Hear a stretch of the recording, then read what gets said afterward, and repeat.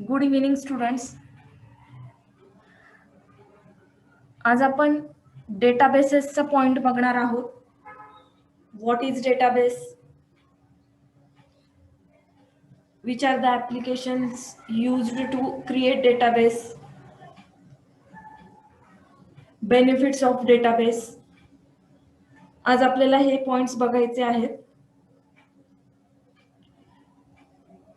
आणि त्यामध्ये आपण एसक्यूएलचं मायक्रोसॉफ्ट ऍक्सेस हे सॉफ्टवेअर बघणार आहोत. म्हणजे जर तुम्हाला डेटाबेस क्रिएट करायचा असेल तर तुम्ही युजिंग MS ऍक्सेस या सॉफ्टवेअरचा यूज करून सुद्धा करू शकता. ज्या वेळेला आपण लॅपटॉप घेतो त्यामध्ये विंडोज 10 मध्ये तर डायरेक्टली असतं, बऱ्याच वेळेला विंडोज 7 मध्ये सुद्धा आपण लॅपटॉप घेताना ते आपल्याला इन्स्टॉल करून दिलेलं असतं. नसेल तर तुम्ही डायरेक्टली मायक्रोसॉफ्टचं सॉफ्टवेअर ते डाउनलोड करू शकता. ऑफिस म्हणून असतं तर त्यामध्ये तुम्हाला पॉवर पॉइंट येतं, ऍक्सेस सुद्धा येतं, मायक्रोसॉफ्टचे असे वेगवेगळे प्रोडक्ट्स येतात. त्यामधलंच हे एक मायक्रोसॉफ्ट ऍक्सेस हे प्रोडक्ट आहे. हे आपण बघणार आहोत. त्याचा यूज करून डेटाबेस कसा क्रिएट करतात. डेटाबेस क्रिएशन प्रोसेससाठी आपल्याला SQL माहिती असणं खूप गरजेचं आहे. कारण की जेव्हा तुम्ही डेटाबेस क्रिएट करता त्याच्या बॅकग्राऊंडला एक लँग्वेज असते. जसं आपण प्रिव्हियस सेशनमध्ये डिझायनिंग करण्यासाठी आपल्याला HTML ची गरज होती, बरोबर. ब्राउझरवरती आपल्याला काही डेटा डिस्प्ले करायचा असेल तर तसंच जर आपल्याला डेटाबेसमध्ये एंट्रीज करायच्या असतील तर तुम्हाला डेटाबेस लँग्वेज माहिती असणं गरजेचं आहे. आणि ती लँग्वेज म्हणजे SQL, स्ट्रक्चर्ड क्वेरी लँग्वेज. या लँग्वेजचा यूज करून तुम्ही डेटाबेसेस क्रिएट करू शकता, त्यामध्ये एंट्रीज करू शकता, त्या एंट्रीज अपडेट डिलीट करू शकता, त्यावरती ऑपरेशन्स परफॉर्म करू शकता. SQL बेस लँग्वेज आहे डेटाबेसची, लक्षात ठेवा. आणि SQLचा यूज करून मग तुम्ही वेगवेगळ्या सॉफ्टवेअरचा यूज करू शकता. SQL साठी MS ऍक्सेस आहे, ओरॅकल आहे, मायक्रोसॉफ्ट SQL सर्व्हर आहे, MongoDB आहे, पोस्टग्रेस SQL आहे, DB2 आहे. असे वेगवेगळे डेटाबेसेसचे सॉफ्टवेअर्स आपल्याला बघायला मिळतील. या प्रत्येकाची बेस लँग्वेज ही SQL आहे, हे लक्षात ठेवा.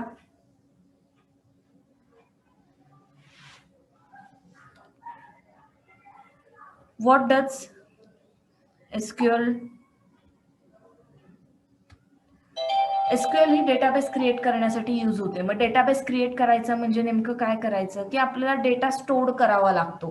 म्हणजे आता आपल्याला पेशंट डिटेल्स स्टोअर करायचे आहे किंवा आपल्याला डिसीजच्या रिलेटेड इन्फॉर्मेशन स्टोअर करायची आहे, स्टुडंटच्या रिलेटेड डेटा स्टोअर करायचा आहे, तर आपण हे असे वेगवेगळे सॉफ्टवेअर्स वापरतो.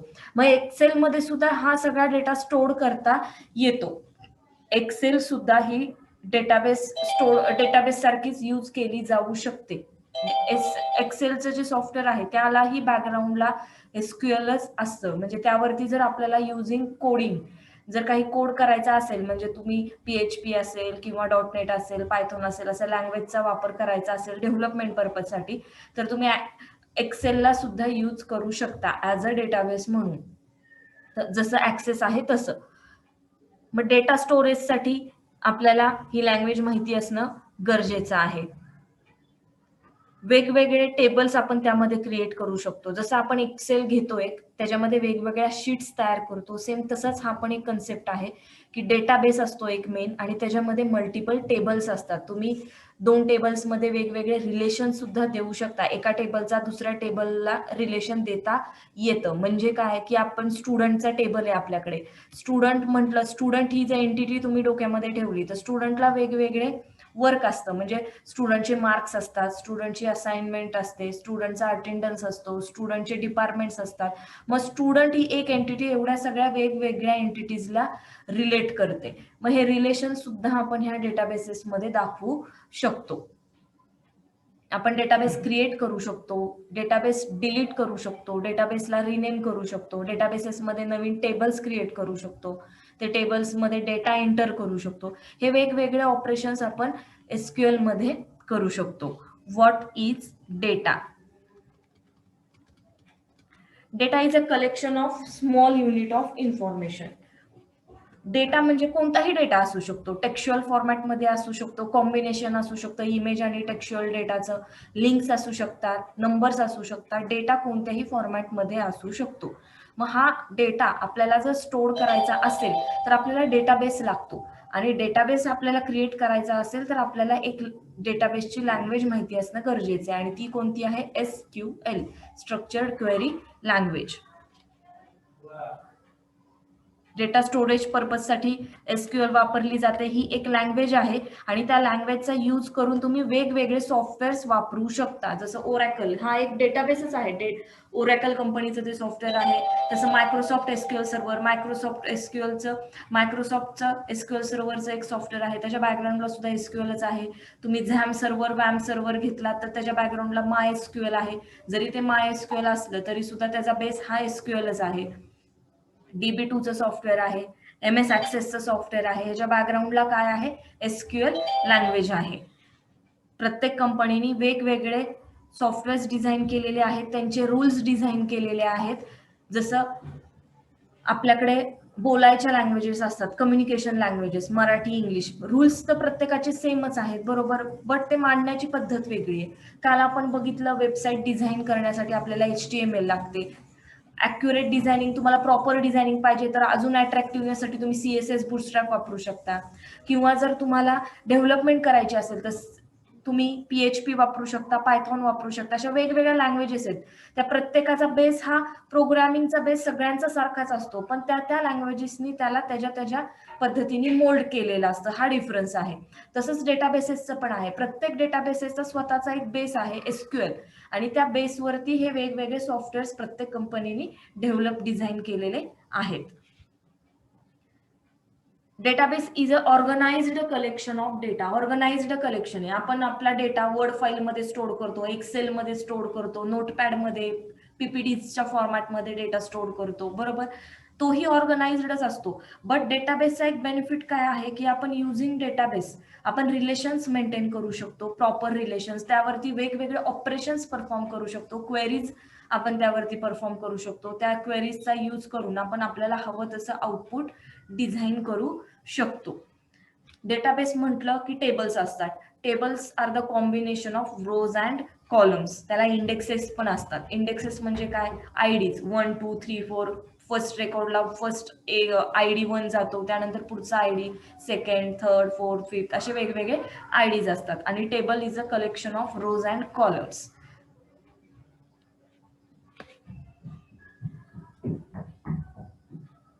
SQL स्टेटमेंट्स आपण बघितलं. What is database, what is table. Table जर तुम्हाला डेटाबेसमध्ये एंट्रीज करायच्या असतील स्टुडंट्सच्या, डिसिजेसच्या, पेशंट्सच्या, अटेंडन्सची, मार्कशीट्सची, तर आपल्याला टेबल डिझाईन करणं गरजेचं आहे. Table is a collection of rows and columns. तर मग एक्झॅक्ट आपण SQL स्टेटमेंट्स कोणते आहेत, मग या टेबलवरती ऑपरेशन परफॉर्म करायचे तर आपण ते कोणते कोणते करू शकतो? इन्सर्ट ऑपरेशन परफॉर्म करू शकतो आपण, अपडेट करू शकतो, डिलीट करू शकतो, अल्टर करू शकतो, ड्रॉप करू शकतो, सिलेक्ट करू शकतो. इन्सर्ट म्हणजे न्यू एंट्री जर आपल्याला ऍड करायची असेल तर इन्सर्ट लागतो कमांड. एक्झिस्टिंग एंट्री अपडेट करायची असेल, काही चेंजेस करायचे असतील तर अपडेट स्टेटमेंट लागतं. डिलीट जर एक्झिस्टिंग डेटा डिलीट करायचा असेल तर. अल्टर म्हणजे काही चेंजेस करायचे असतील टेबल स्कीमामध्ये, डेटाबेस स्कीमामध्ये तर. ड्रॉप म्हणजे काय? तुम्हाला टेबल रिमूव्ह करून टाकायचं आहे, म्हणजे टेबलच डिलीट करायचं आहे. हे डिलीट कशासाठी आहे? पर्टिक्युलर एंट्री डिलीट करायची असेल तर. आणि ड्रॉप म्हणजे तुम्ही डेटाबेस डिलीट करू शकता, होल डेटाबेस. आणि तुम्हाला टेबल डिलीट करायचं असेल तरी तुम्ही ड्रॉप स्टेटमेंट यूज करू शकता. आणि सिलेक्ट म्हणजे काय? व्ह्यू करण्यासाठी, म्हणजे टेबल मधले रेकॉर्ड जर आपल्याला बघायचे असतील तर तुम्हाला या सिलेक्ट स्टेटमेंटचा यूज करावा लागतो. फॉर एक्झाम्पल बघा, select column name from table. Select हे स्टेटमेंट आहे. सिलेक्ट काय करणार आहे? आपल्याला रेकॉर्ड्स डिस्प्ले करणार आहे. कॉलम नेम की एक्झॅक्ट त्या टेबल मधला कोणता कॉलम तुम्हाला पाहायचा आहे. फ्रॉम कशातून बघायचं आहे? त्या टेबलचं नाव. हे असं एक इन जनरल सिंटॅक्स आहे SQLचा. Why semicolon is used after SQL statement. Semicolon हा सेपरेटर म्हणून वर्क करतो. म्हणजे तुमच्या स्टेटमेंट्समध्ये मल्टिपल स्टेटमेंट्स असतील, तुम्ही एखादा SQLचं काही ऑपरेशन परफॉर्म करताय त्यामध्ये मल्टिपल स्टेटमेंट्स असतील किंवा तुम्हाला एकाच वेळेला 4-5 रेकॉर्ड्स इन्सर्ट करायचे, मग तुम्ही एका खाली एक इन्सर्ट स्टेटमेंट्स प्रोव्हाइड केले, तर मग पहिलं स्टेटमेंट आणि दुसरं स्टेटमेंट डिस्टिंग्विश व्हावं म्हणून सेमिकोलनचा यूज केला जातो. पहिलं स्टेटमेंट संपलेलं आहे आणि तिथून पुढे जे काही तुम्ही लिहिणार आहात ते न्यू स्टेटमेंट म्हणून कन्सिडर होणार आहे. एसक्यूएल कमांड्स, या एसक्यूएल कमांड्स आहेत, वर आपण बघितलंच आहे, बट इथे आपण डिटेल्स दिलेले आहेत त्याचे. Select, extract data from database, updates the data in database, deletes the data from database, create table, to create a new table, alter table, it is used to modify the table, drop table, it deletes a table, create database, alter database, तुम्ही database पण create alter करू शकता जसं आपण table केला तसाच, आणि database सुद्धा तुम्ही ड्रॉप करू शकता, आणि इन्सर्ट इनटू न्यू रेकॉर्ड्स जर तुम्हाला ऍड करायचे असतील तर हे स्टेटमेंट्स आपल्याला लागतात. हे आपलं डेटाबेस विषयी एक शॉर्ट मध्ये डिस्क्रिप्शन की व्हॉट इज डेटाबेस, डेटाबेसचे कोणते कोणते सॉफ्टवेअर्स अवेलेबल आहेत, डेटाबेसेस मध्ये टेबल्स कसे क्रिएट करायचे असतात, त्याचे स्टेटमेंट्स कोणते कोणते आहेत हे. आता आपण डायरेक्टली सॉफ्टवेअर बघणार आहोत. MS ऍक्सेस, जर आपल्याला नवीन डेटाबेस क्रिएट करायचा असेल तर तो युझिंग MS ऍक्सेस ह्या सॉफ्टवेअरचा वापर करून कसा क्रिएट करायचा. इथे मी काही स्क्रीनशॉट्स पण टाकलेले आहेत, आपण ऍक्च्युअली प्रॅक्टिकल बघूयात. माझ्याकडे 2013चं सॉफ्टवेअर आहे, तुम्ही तुमच्या लॅपटॉप मधलं कोणतंही सॉफ्टवेअर यूज करू शकता मायक्रोसॉफ्ट ऑफिसचं. त्यामध्ये हे ऍक्सेस म्हणून सॉफ्टवेअर असतं आणि इथे तुमचं पुढे व्हर्जन येईल 2010, 7 किंवा 13 किंवा अजून अपग्रेडेड असेल तर तेही तुम्ही इथे यूज करू शकता. प्रत्येकाचे वेज सेम आहेत, दिसायला थोडं सॉफ्टवेअर मध्ये डिफरन्स असेल, बट जे आता आपण प्रोसेस करणार आहे तीच प्रोसेस तुम्हाला तुमच्याही सॉफ्टवेअर मध्ये करायची आहे. त्या सॉफ्टवेअर वरती क्लिक करायचं, इथे अशी तुम्हाला विंडो ओपन होईल. इथे वेगवेगळे डेटाबेसेस असतात, तुम्हाला एक्झॅक्ट कोणता डेटाबेस क्रिएट करायचा आहे त्याच्या रिलेटेड. आपण ब्लँक डेस्कटॉप डेटाबेस तयार करणार आहे, आपल्याला स्वतःचे टेबल्स वगैरे क्रिएट करायचे आहेत, आपल्याला रेडी काहीही नकोय. इथे बरेच ऑप्शन्स असतात, त्यामध्ये आपण कोणता ऑप्शन सिलेक्ट करणार आहे, ब्लँक डेस्कटॉप डेटाबेस. इथे फाईल नेम येतं. आता हे बाय डिफॉल्ट लोकेशन बघा, इथे बाय डिफॉल्ट लोकेशन सुद्धा आलेलं आहे, सी युजर्स वैष्णवी/डॉक्युमेंट्स, बरोबर. इथे तुम्ही तुमचा पाथ चेंज सुद्धा करू शकता.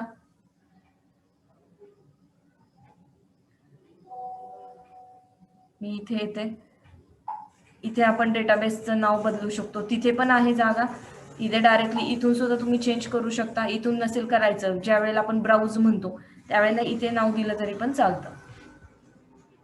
आपण देऊ डेटाबेसला नाव DB स्टुडंट इन्फॉर्मेशन. इथे सुद्धा सेम रूल, 2 वर्ड्स मध्ये स्पेस प्रोव्हाइड करायची नाही. तुम्ही अंडरस्कोरचा यूज करू शकता किंवा मायनस सिम्बॉलचा यूज करू शकता. दुसरं कोणतंही स्पेशल कॅरेक्टर यूज करायचं नाही, स्पेस सुद्धा नाही, आणि काहीच नसेल यूज करायचं तर डायरेक्ट तुम्ही जोडून नाव देऊ शकता, जसं मी आता दिलेलं आहे तसं. आणि शक्यतो स्मॉल केसचाच यूज करायचा. इथे कॅपिटल यूज केलं तरी पण चालतं, बट शक्यतो स्मॉल केस यूज करायचं. बऱ्याच वेळेला आपणच विसरतो की आपण कॅपिटल लेटरचा यूज केलाय का स्मॉल लेटरचा यूज केलाय, म्हणून ऑल लेटर्स स्मॉल मध्ये ठेवायचे शक्यतो. आणि हे बघा इथे लगेचच पाथ पण चेंज झाला. पहिला आपला डॉक्युमेंटचा पाथ आला होता, आता आपण जो फोल्डर सिलेक्ट केलाय तो पाथ आलेला आहे. आणि इथे क्रिएटचा ऑप्शन असतो, त्या क्रिएट वरती क्लिक करायचं. क्रिएट वर क्लिक केल्यानंतर आपल्याला इथे डेटाबेसचा आपलं क्रिएट झाला. आपल्या डेटाबेसला आपण नाव काय दिलंय, DB स्टुडंट इन्फॉर्मेशन.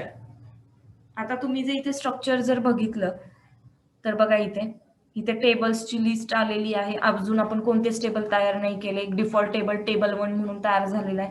इथे त्याचे तुम्हाला कॉलम ऍड करायला एक विंडो दिसेल, इथे रेकॉर्ड्स ऍड होतात. आता आपण काय करूयात, राईट क्लिक करू, डिझाइन व्ह्यू ओपन करावा लागणार आहे तुम्हाला, कारण की आपल्याला आपला टेबल क्रिएट करायचा आहे. त्याच्यामुळे तुम्हाला काय करावं लागणार आहे, टेबल वरती राईट क्लिक करायचं आणि डिझाइन व्ह्यू मध्ये क्लिक करायचं आणि इथे टेबलला नाव द्यायचं. आता आपल्याला टेबलला नाव काय द्यायचंय, टेबलच्या पुढे तुम्ही टेबल हे असं अख्खं नाव सुद्धा यूज करू शकता किंवा TBL एखादा पुढे एक्सटेन्शन द्यायचं त्याला. जसं आपण डेटाबेसला DB यूज केलेले, म्हणजे त्या नावाकडे बघून लगेच कळतं की दिस इज अ डेटाबेस. आणि जेव्हा आपण पुढे त्या एंटिटीच्या पुढे TBL लावतो तेव्हा आपल्याला पण लक्षात येतं दिस इज अ टेबल, किंवा तुम्ही जर तो डेटाबेस ट्रान्सफर केलाय का दुसऱ्या स्टुडंटकडे किंवा फ्रेंडकडे तरी सुद्धा त्याच्या लक्षात येतं. रूल्स आहेत हे, नेमिंग कन्व्हेन्शन्स म्हणतात ह्याला. डेटाबेसचं नाव द्यायचं असेल तर त्याच्या पुढे DB लावा, किंवा डेटाबेस असं पूर्ण वर्ड देऊ शकता तुम्ही. Capital small choice is yours. त्यानंतर टेबल क्रिएशनसाठी TBL, TB, टेबल असं पूर्ण नाव मेन्शन करायचं. TBL स्टूड इन्फो म्हणून नाव देते मी. ओके, हे बघा सेव्ह केल्यानंतर आपला डिझाईन व्ह्यू ओपन झाला. मी काय केली होती प्रोसेस, राईट क्लिक करून डिझाईन व्ह्यू वरती क्लिक केलं होतं आणि डिझाईन व्ह्यू वरती क्लिक केल्यानंतर त्यांनी पहिल्यांदा सेव्हिंगला विचारलं. फर्स्ट टायमिंग आपण टेबल क्रिएट करत होतो म्हणून मग आपण त्या टेबलला नाव दिलं आणि नाव दिल्यानंतर आपला डिझाईन व्ह्यू ओपन झाला. इथे आपण आपल्या टेबल मधले कॉलम्स तयार करणार आहोत. आपल्याला त्या टेबलमध्ये कोणता डेटा स्टोअर करायचा आहे ते इथून डिसाइड होतं. हे बघा आपल्याला काय पाहिजे, स्टूड रोल नंबर.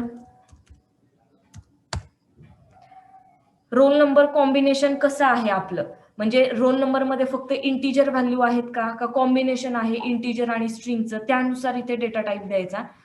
शक्यतो आपण टेक्स्ट डेटा टाईप यूज करणार आहोत.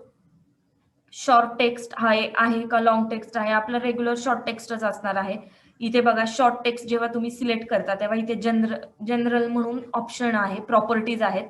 फील्ड प्रॉपर्टीज मध्ये जनरल प्रॉपर्टीज मध्ये बघा इथं त्या शॉर्ट टेक्स्ट मध्ये किती कॅरेक्टरचा डेटा स्टोअर होऊ शकतो ते इथे प्रोव्हाइड केलेले 255 कॅरेक्टर स्टोअर होऊ शकतात आणि रोल नंबर काही त्याच्यापेक्षा मोठा नसतो, त्याच्यामुळे तुम्ही शॉर्ट टेक्स्ट यूज केलं तरी पण चालेल. लॉंग टेक्स्ट जर घेतला तर तो मोठा डेटा आला. शॉर्ट टेक्स्ट आपण घेऊया. स्टुडंट रोल नंबर कॉम्बिनेशन असतं ऑलमोस्ट रोल नंबरचं, त्यामुळे आणि ओनली नंबर डेटा असेल म्हणजे इंटिजर रोल नंबर 1 2 3 तर तुम्ही नंबर म्हणून डेटा टाईप सुद्धा यूज करू शकता.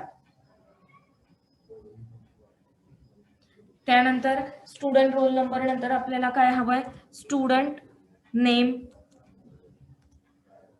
शॉर्ट टेक्स्ट देऊ शकता, 255 कॅरेक्टर पेक्षा मोठं नाव नसतं. त्यानंतर आहे आपल्याला हवंय stood MOB number, mobile number पण शॉर्ट टेक्स्टच घेऊयात. स्टूड ईमेल, इथे पण शॉर्ट टेक्स्ट घेऊयात. Stood gender, short text. तुम्ही इथे साईजही बदलू शकता. जेंडर आपलं मेल फिमेल असतं राईट. सपोज मी इथे 10 कॅरेक्टर्स घेते. ईमेल ID 255 कॅरेक्टर काय एवढी विड्थ लागणार नाहीये बरोबर, नंबर ऑफ कॅरेक्टर्स. आपण जास्तीत जास्त इथे काय करूयात 100 कॅरेक्टर्स अलाउड करूयात. तेवढाही मोठा ईमेल ID नसतो बट आपण एक प्रिकॉशन म्हणून ठेवलेला आहे. Student mobile number, mobile number किती कॅरेक्टरचा असतो आपला 10 कॅरेक्टर्स, डायरेक्टली 10 कॅरेक्टर्स देऊ शकतो. नेम ठीक आहे 255 आपण अलाउड करू. Student roll number, roll number सुद्धा आपला 100 पेक्षा जास्त होणार नाहीये, मग आपण इथे काय केलं 100 केलं. तुमच्या कन्व्हिनियन्स नुसार तुम्ही साइजेस देऊ शकता. एक्झॅक्ट तुम्ही काय एंट्री करताय, मोबाईल नंबर करत असताल तर 10 पेक्षा जास्त कॅरेक्टर्स आपल्याला लागणार नाहीयेत, मग आपण तिथे डायरेक्टली 10 कॅरेक्टर्स देऊ शकता. तुम्हाला एकाच फील्डमध्ये 2 मोबाईल नंबर घ्यायचे असतील तुम्हाला 10 पेक्षा जास्त कॅरेक्टर द्यावे लागतील. 2 मोबाईल नंबरला सेपरेट करण्यासाठीच एक कॅरेक्टर कॉमा किंवा मायनसचा सिम्बॉल, मग ते कॅरेक्टर आणि 10 10 20 म्हणजे 21 कॅरेक्टर्स आपल्याला लागणार आहे. थोडंफार इकडे तिकडे मग आपण 25 कॅरेक्टर्स इथे देऊ शकतो जास्तीत जास्त.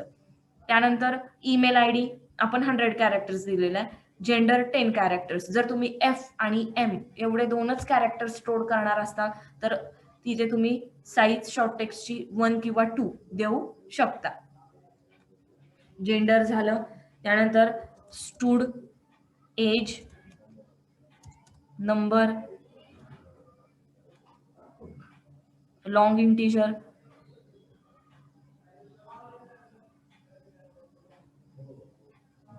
इथे बघा इंटिजर मध्ये सुद्धा इंटिजर एक आहे, लॉंग इंटिजर एक आहे, single, double, replication ID, decimal. Floating point हवा असेल तर डबल डेसिमलचा यूज करू शकता, सिंगलचा यूज करू शकता. लॉंग इंट की इंट आपण रेग्युलर इंटिजरच घेऊयात. शॉर्ट आहे, लॉंग इंटिजर मध्ये जास्त नंबर मोठा नंबर स्टोअर होतो. आणि इंटिजर मध्ये थोडा रेग्युलर. शॉर्ट इंट असता तरी तोही यूज केला असता आपण.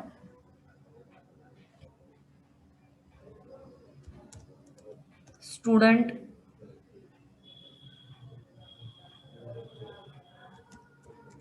त्यांनी कोणत्या कोर्सला अप्लाय केलाय त्याच्यासाठी,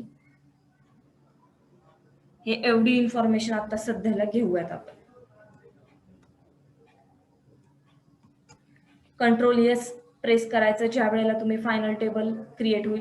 त्याच्या अगोदरच केलं कंट्रोल एस तरी पण चालतं, काही प्रॉब्लेम नाही. म्हणजे प्रॉब्लेम आहे, सपोज आता बॅटरी लो झाली तर आपला डेटाबेस सेव्ह होणार नाहीये बरोबर, एकदमच मोबाईल आपला लॅपटॉप जर शटडाऊन झाला तर. मग तो प्रॉब्लेम येऊ नये म्हणून काय करायचं, 1-2 फील्ड्स घेतल्या की लगेच कंट्रोल एसचा प्रेस करायचा. आता जर तुम्हाला दिसत असेल तर इथे बघा एक कीचा सिम्बॉल आलेला आहे. ही की म्हणजे आहे प्रायमरी की. तुम्हाला टेबलला जर प्रायमरी की सेट करायची असेल तर तुम्ही इथे सेट करू शकता. बाय डिफॉल्ट सेट आलेली असते, नसेल तुम्हाला सेट करायची नाही केली तरी चालेल. प्रायमरी की कशासाठी असते, ती युनिक असते. आपल्या स्टुडंट टेबलमध्ये रोल नंबर हा रिपीट होत नाही बरोबर, तो रोल नंबर युनिक असतो. मग तो युनिक राहण्यासाठी आपण तिथे प्रायमरी की सेट करू शकतो. सेव्ह करायचं. मी क्लोज करते आता ही विंडो. हे झालं आपला टेबल क्रिएट. आता टेबलमध्ये आपल्याला रेकॉर्ड्स इन्सर्ट करायचे आहेत. राईट क्लिक करायचं, ओपन करायचा त्याला. ओपन केल्यानंतर एक तुम्हाला इथे विंडो दिसेल अशी. इथे तुम्ही हाताने रोल नंबर्स टाईप करू शकता. 1 रोल नंबर FY चा सपोज, स्टुडंट नेम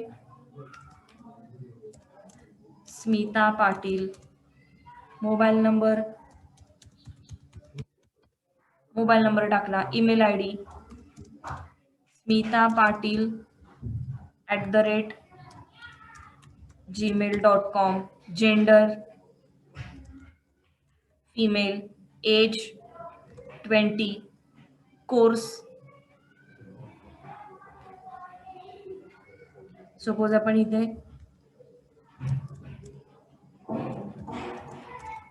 इंजिनिअरिंग आता देऊयात. क्लोज करायचं. मी पुन्हा ओपन करते. हे बघा आपला जो डेटा आपण टाकलेला आहे तो स्टोर्ड आहे, असं स्टोर्ड राहिलेला आहे.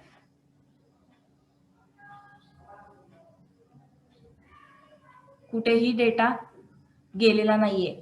ह्याच पर्पजसाठी यूज होतो डेटाबेस. तुम्ही डेटा स्टोर करू शकता.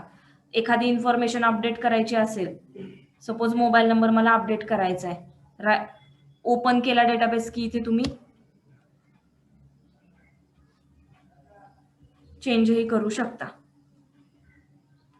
अपडेशन्स पाहिजे असतील तर, रेकॉर्ड डिलीट करायचा असेल तर त्या रेकॉर्डवरती क्लिक करायचं, राईट क्लिक, डिलीट रेकॉर्ड. इथे येतं you are about to delete 1 record. जेवढे रेकॉर्ड सिलेक्ट केलेले असतील तेवढे येतील. नो वरती क्लिक केलं की ते रेकॉर्ड आहे असं दिसेल परत. आणि जर तुम्हाला डिलीट करायचं असेल तर तुम्हाला येस वरती क्लिक करावं लागणार आहे. येस, आपलं रेकॉर्ड डिलीट झालं. आता ते एंट्री नाहीये. तुम्हाला टाकायची असेल तर तुम्ही पुन्हा टाकू शकता.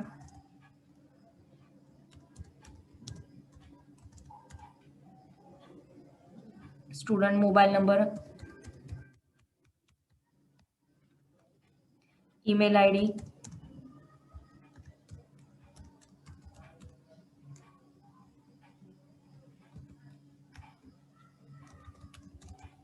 एज,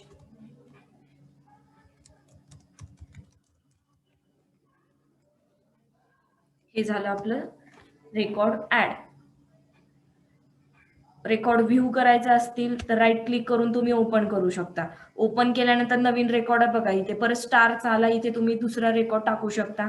डिलीट करायचा असेल तर राईट क्लिक करायचं, जो रेकॉर्ड डिलीट करायचा आहे आणि डिलीट रेकॉर्ड म्हणायचं. मल्टिपल रेकॉर्ड्स डिलीट करायचे असतील तर तुम्ही मल्टिपल रेकॉर्ड्स सिलेक्ट करू शकता. अपडेट करायचं असेल तर डायरेक्ट त्या सेलमध्ये डबल क्लिक केलं की तुम्ही तिथे अपडेट पण तुम्हाला करता येतं.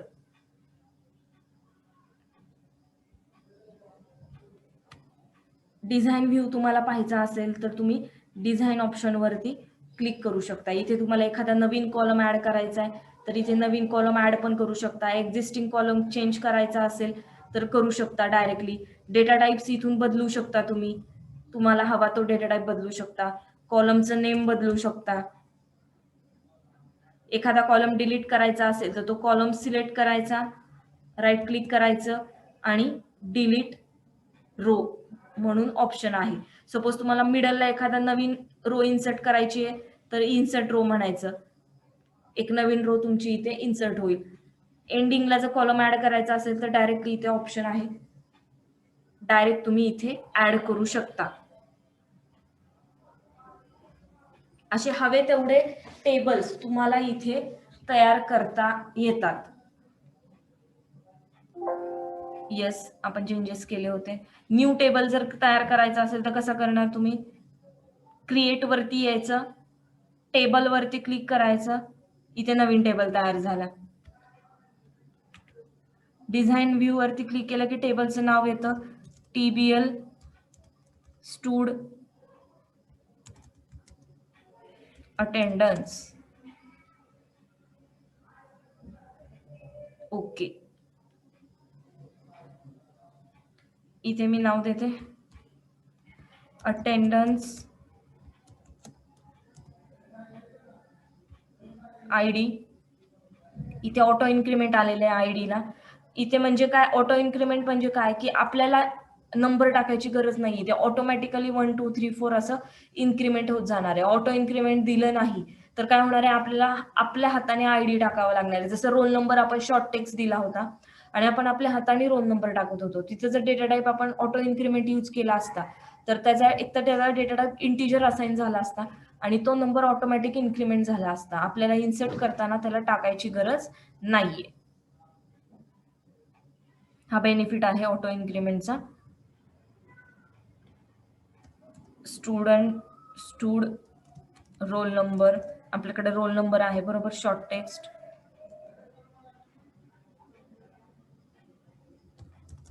Attendance status,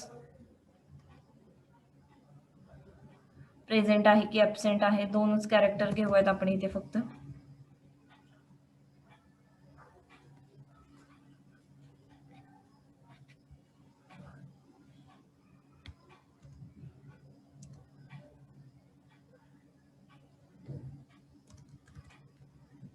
attendance date.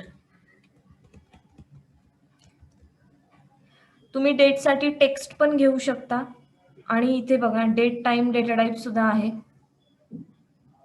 तोही इथे घेऊ शकता. डेट टाइम कसा हवाय तुम्हाला, ओनली डेट हवाय का टाइम पण हवाय? आपल्याला शॉर्ट डेट हवी आहे, ओनली डेट घेऊयात आपण. सेव्ह करायचं.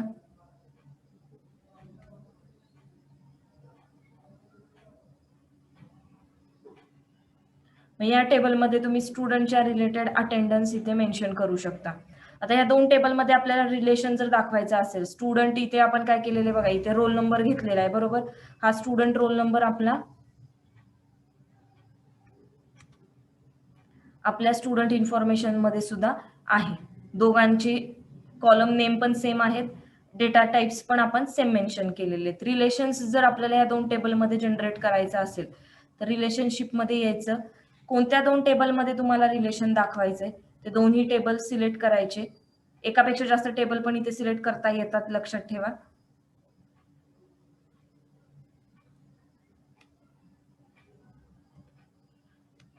ह्याचा आणि ह्याचा आपल्याला रिलेशन दाखवायचं आहे.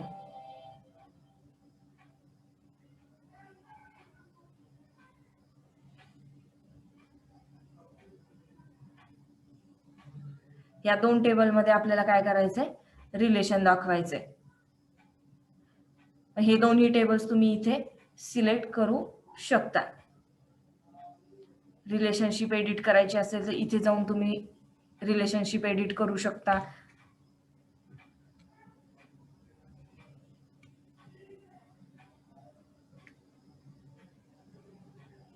हे बघा TBL स्टुडंट. आता शक्यतो काय करायचं, मी हे इथे घेते. हा आपला प्रायमरी कीचा टेबल, हा आपला सेकंड टेबल फॉरेन की. स्टुडंट रोल नंबरचा रेफरन्स आपल्याला अटेंडन्स मध्ये प्रोव्हाइड करायचा आहे का, कारण की मग जेव्हा आपण इथे स्टुडंट अटेंडन्स मध्ये त्याचा रेफरन्स देतो तेव्हा बेनिफिट काय होतं, स्टुडंट अटेंडन्स टेबलचा यूज करून सुद्धा तुम्ही हे स्टुडंटचे डिटेल्स सगळे फेच करू शकता. हा बेनिफिट आहे. स्टुडंट रोल नंबर उचलायचा म्हणजे ड्रॅग आणि ड्रॉप करायचा ऑटोमॅटिकली. बघा प्रायमरी की टेबल आलेला आहे TBL स्टुडंट आणि रिलेटेड टेबल स्टुडंट अटेंडन्स आणि इथे कॉलम्स आलेले आणि आपण काय करणार, 1 to many रिलेशनशिप आणि क्रिएट. आपली की जनरेट झाली, फॉरेन की जनरेट झाली. ड्रॅग अँड ड्रॉप करायचं आहे डायरेक्टली. एडिट करायचं असेल तर एडिट वरती क्लिक करायचं. इथे बघा रिलेशनशिप येते. चेंजेस करायचे असतील टेबलमध्ये तर करू शकता आणि पुन्हा ओके वरती क्लिक करायचं. ड्रॅग अँड ड्रॉप करायचं आहे.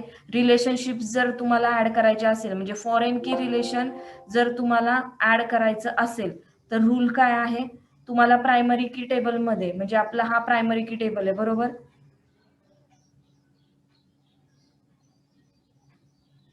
Student information is our primary की टेबल. यामध्ये ऑल टेबल्स ऑल रेकॉर्ड्स आहेत स्टुडंटचे आणि ह्या स्टुडंटच्या रिलेटेड एंटिटी कोणती आहे, स्टुडंट अटेंडन्सचा टेबल.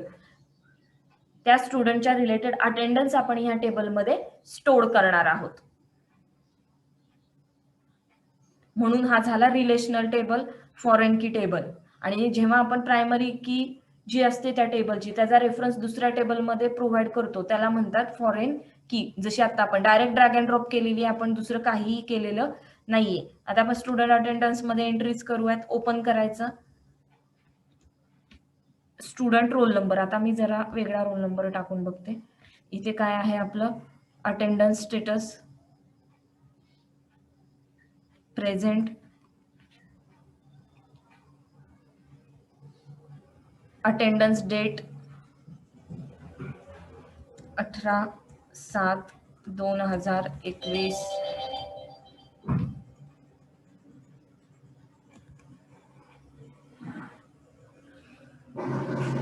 आता इथे आपण चुकीचा रोल नंबर टाकला तरी पण आलाय बरोबर. आपण जरा मी रोल नंबर एकदा पुन्हा चेक करते.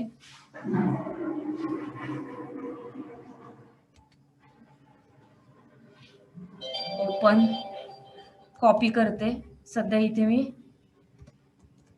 आहे असा रोल नंबर टाकते.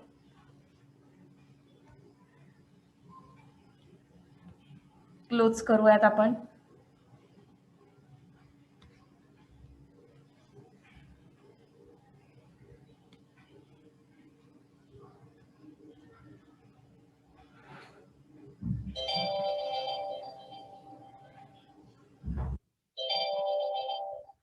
डेटाबेस टूल्स मध्ये यायचं. रिलेशन्स डबल क्लिक केलं तरी ते एडिट होतं. एनफोर्स रेफरन्शियल इंटिग्रिटी वरती क्लिक करायचं. Cascade update related fields, cascade delete related fields. या दोघांचा मिनिंग काय आहे, सपोज आपली प्रायमरी की अपडेट झाली म्हणजे आपण जे 1/FY हे मेन्शन केलेले आहे बरोबर. मग ती कॉलम जर आपला अपडेट झाला तर ऑटोमॅटिकली त्याचा रेफरन्स ज्या ज्या टेबलमध्ये आहे तिथे सगळीकडे ते चेंजेस होणार. आणि सपोज आपण तो प्रायमरी की टेबल मधनं ते रेकॉर्ड डिलीट केलं तर जेवढ्या ठिकाणी त्याचा रेफरन्स आहे तिथून सगळीकडून ते डिलीट होणार. मग अशी फॅसिलिटी तुम्हाला हवी आहे का नाही, जर हवी असेल तर मग तुम्ही यांना चेक करू शकता. दोन्ही फॅसिलिटीज हव्यात तर दोन्हींना चेक करा. दोन्ही फॅसिलिटी नकोय तर जी फॅसिलिटी हवी त्याला चेक करा. आता सध्याला आपल्याला ती फॅसिलिटी नकोय म्हणून मी फक्त काय करते, एनफोर्स रेफरन्शियल इंटिग्रिटी. म्हणजे जर रेफरन्स नसेल म्हणजे आता जर बघा आपण 1/FY हा आपला स्टुडंट रोल नंबर होता, बट आपण फॉरेन की टेबल मध्ये 1 रोल नंबर टाकलेला. एक्झिस्ट आहे का 1 रोल नंबर, नाहीये, तरी पण त्यांनी अलाउड केलं. आता बघूयात अलाउड होतोय का. अटेंडन्स ओपन,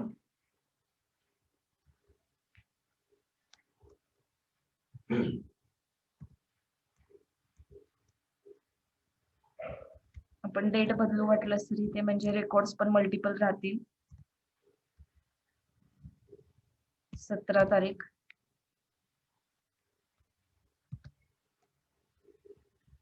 डेट चुकली आपली.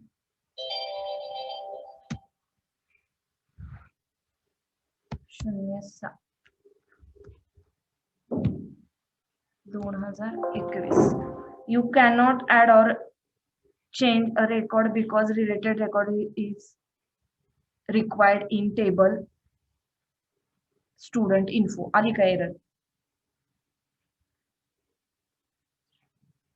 मी आता इकडे खाली करते. ते रेकॉर्ड सेव्ह करून देत नाही. You cannot add or change a record because a related record is required in table student info. म्हणजे जो आपण टीबीएस स्टूड इन्फो केलाय त्यात तो रेकॉर्ड एक्झिस्ट पाहिजे. हा रेकॉर्ड तिथे एक्झिस्ट नाहीये. त्यांनी लगेच एरर दिली की रेकॉर्ड एक्झिस्ट नाहीये.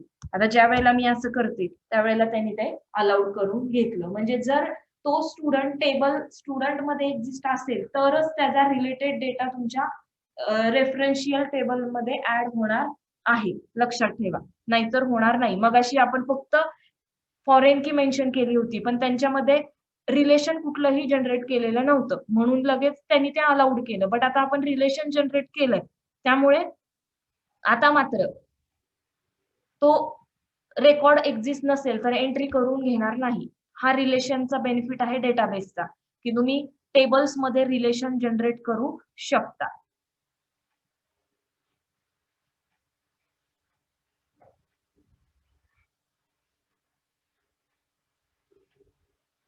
फॉरेन की रिलेशनशिप आता आपण पाहिली. आता आपण काय करूयात, मी डिझाईन व्ह्यू मध्ये येते. तुम्हाला आता यामध्ये वेगवेगळे कॉलम्स जरी ऍड करायचे असतील तरीही तुम्ही इथे करू शकता.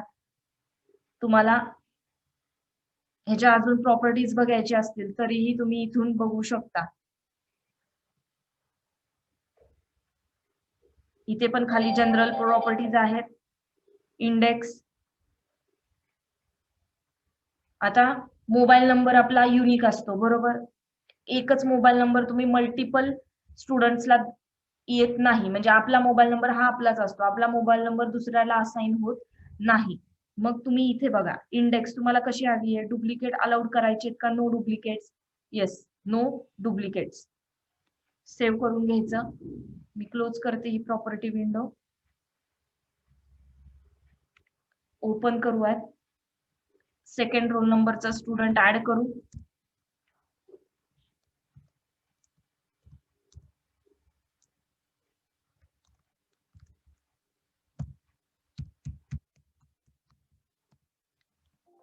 बघा, the changes you requested to the table were not successful because they were create duplicate value in index, primary key or relationship. आलं लक्षात? डुप्लिकेट त्यांनी अलाउड करून घेतलं नाही. जेव्हा आता मी ते वन करणार आहे आता एरर आली नाही. युनिक की काय करते? युनिक की डुप्लिकेट एंट्रीज अलाउड करत नाही. ज्या वेळेला आपण डुप्लिकेट एंट्री तिथे ऍड करतो त्यावेळेला लगेच ती एरर देते. जशी आता आपल्याला मोबाईल नंबरनी दिली. इथे आपण ईमेल आयडी टाकूयात.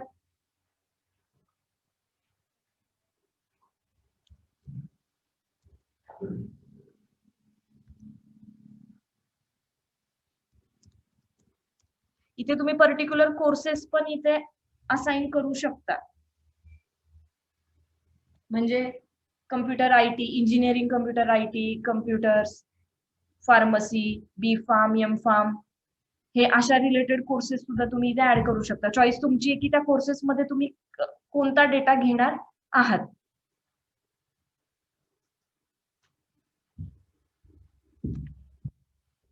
अपडेट सुद्धा करू शकता. त्याच्या रिलेटेड इथे अटेंडन्स तुम्ही मार्क करू शकता. चेंजेस करायचे असतील तरी चेंजेस पण करू शकता. कोणत्याही टेबलमध्ये तुम्हाला अपडेशन्स करता येतात. लक्षात घ्या, तुम्ही कोणत्याही टेबलमध्ये अपडेशन्स करू शकता. कशी करणार? राईट क्लिक करून ओपन. कोणत्याही टेबलमध्ये करू शकता. आपण how to create database in MS Access पाहिलं. टेबल कसा क्रिएट करायचा, इन्सर्ट, अपडेट, डिलीट कसं करायचं, प्रायमरी की कशी ऍड करायची, युनिक की कशी ऍड करायची. जर तुम्हाला दोन टेबल्स मध्ये रिलेशन प्रोव्हाइड करायचं असेल तर ते कसं करायचं. एकापेक्षा जास्त म्हणजे आता आपण दोन टेबल मध्ये रिलेशन केले त्यापेक्षाही जास्त टेबल्स मध्ये रिलेशन्स असेल तरीही सेम वेनी करायचं आहे. आणि आपण डेटा टाइप्स वेगवेगळे बघितले. आता शॉर्ट टेक्स्ट आणि नंबरचा यूज केला होता. इथे मी लिस्ट तुम्हाला दिलेली आहे की MS ऍक्सेस मध्ये कोणते कोणते डेटा टाइप्स अवेलेबल आहेत आणि त्याचे मीनिंग्स काय आहेत. ऑटो नंबर पाहिलं, जसं आता बघितलं तुम्ही, तर आपण त्यात एंट्री टाकलेली नव्हती तरी सुद्धा ऑटोमॅटिकली ह्या आयडीज जनरेट झालेल्या आहेत. आपण अटेंडन्स आयडी कुठेही टाकलेला नव्हता तरीही ऑटोमॅटिक तो जनरेट झालाय. जसे जसे आपण ते रेकॉर्ड टाकतोय तसे तसे. हा बेनिफिट आहे ऑटो इन्क्रीमेंटचा. ऑटो इन्क्रीमेंट हे शक्यतो नंबरलाच दिलं जातं. Yes no pattern 1 bit. True false जर तुम्हाला घ्यायचा असेल तर तुम्ही येस नो हा डेटा टाइप चूज करू शकता. हे अदर डेटा टाइप्स आहेत. लिंक्स वगैरे जर तुम्हाला तुमच्या कॉलम मध्ये ऍड करायच्या असतील तर मी कोणताही डेटा टाइप यूज करू शकता इथे.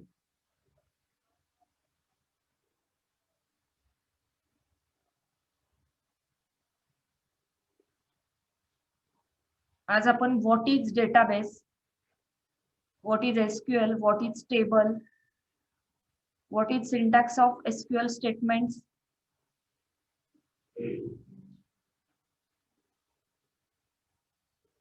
how to create database in MS Access, how to create table in MS Access, how to perform insert, update, delete in MS Access, how to provide relationship between two tables. हे points आज आपण बघितलेले आहेत. This is the list of data types available in MS Access.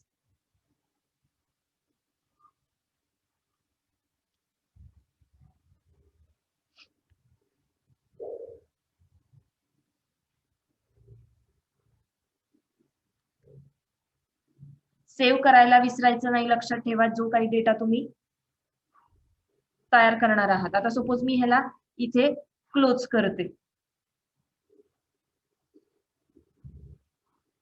पुन्हा open करायचं असेल तर कसं करणार? पुन्हा MS Access सर्च करणार तुम्ही. आता बघा इथे रिसेंट मध्ये ऑटोमॅटिकली आपला डेटाबेस येतोच. ऑटोमॅटिकली आपला डेटाबेस येतो. सपोज इथे आला नाही तर ओपन अदर फाइल्स मध्ये क्लिक करायचं.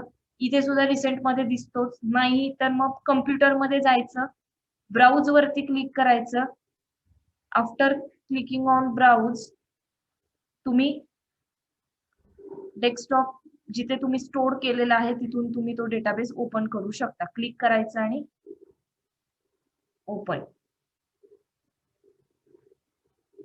इनेबल कंटेंट हे क्लिक करायला विसरायचं नाही, नाहीतर खाली काहीही अपडेशन्स होणार नाहीत. आपला डेटाबेस ओपन झाला आणि मग तुम्हाला डिझाईन चेंज करायचंय तर डिझाईन चेंज करू शकता. रेकॉर्ड इन्सर्ट करायचे असतील तर रेकॉर्ड इन्सर्ट, अपडेट, डिलीट तुम्ही करू शकता चॉईस नुसार. सेव्ह करायला विसरायचं नाही. क्लोज प्रॉपरली करायचं आणि त्यानंतर मग तुम्ही तुमचे दुसरे ऑपरेशन्स परफॉर्म करू शकता.